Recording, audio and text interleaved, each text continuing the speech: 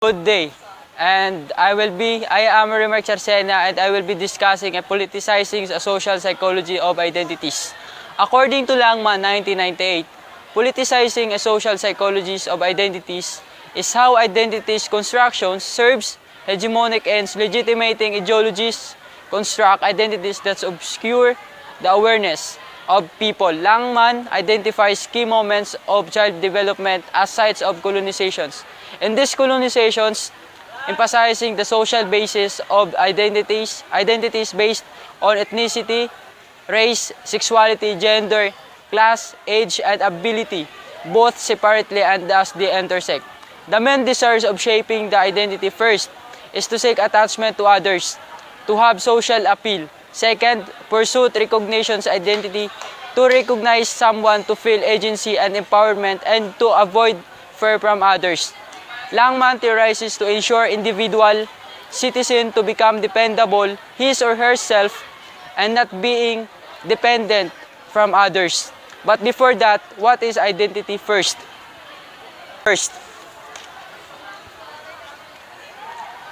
Identity is complicated, and when we think about how we construct our own identity, we often glean over parts that we like less, focus heavily on what we think is important, just like, for example, the mirror, the photographs, and the journal. The mirror is how we view ourselves from the inside, and the photograph is how others view us and how we would like others view us. The journal is our inner working, what we are willing to write and what we hope in reality. Many of us are far too scared to ever portray the journal version of self and the mirror version of self out in the world. For better or worse, we live in a society that cares deeply about its norms. We have to think deeply about how to improve ourselves.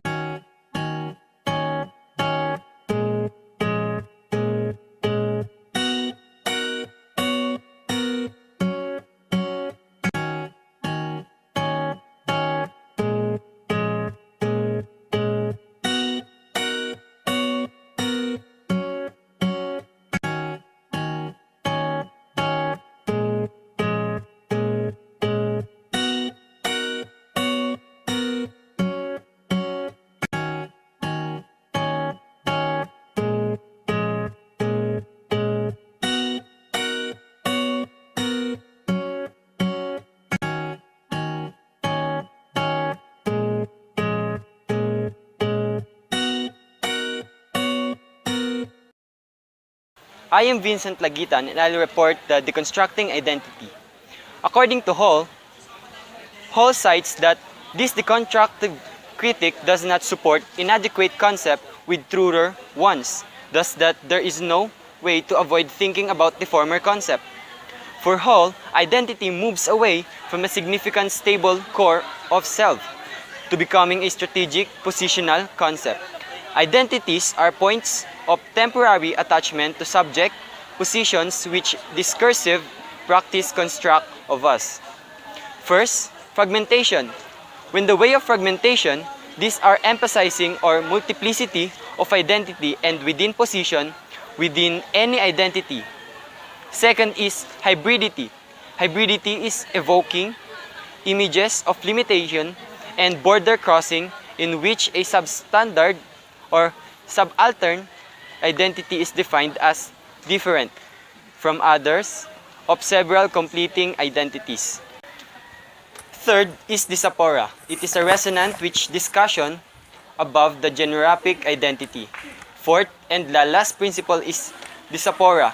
It is emphasized not just transitionally and movement but also political struggles to define the local as the distinctive community in the historical context of displacement.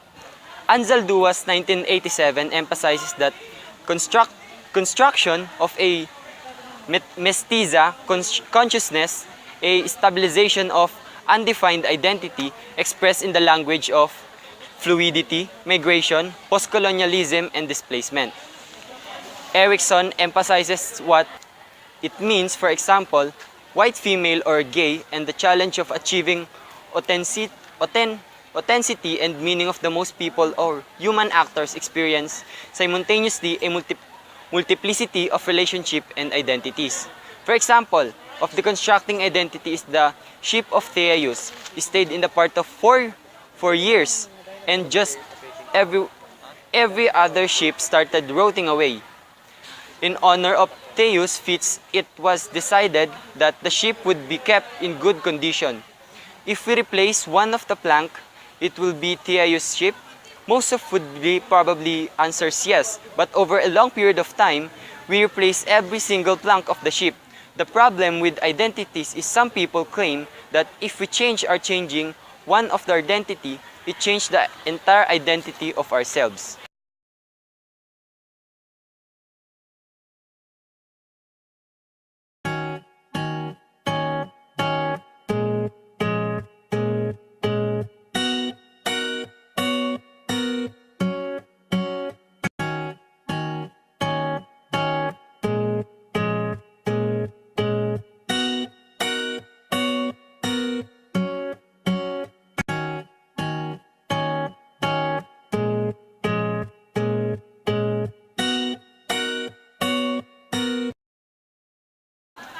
Identities to come.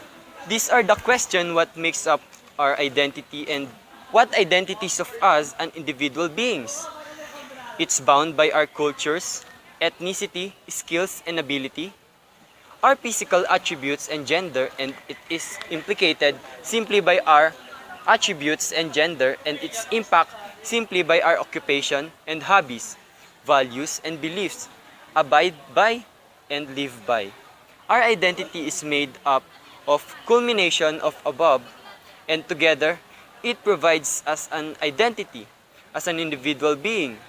While others may say about identity, it is an individual reflection of who you want to portray yourself to be and any one time by your choice.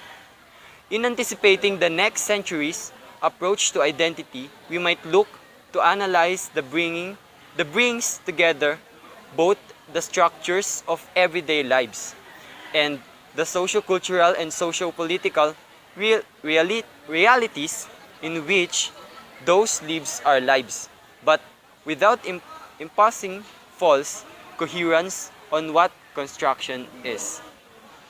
So that's all of our report about politicizing social psychology of identities. That topic we discussed is about constructing identities and identities to come. Hope you enjoy our videos. That's all. Thank you.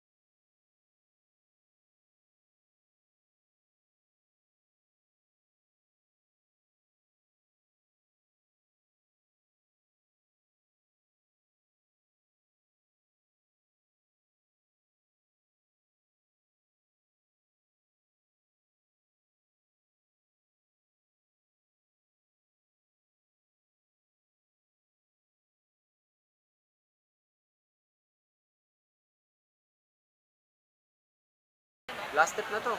May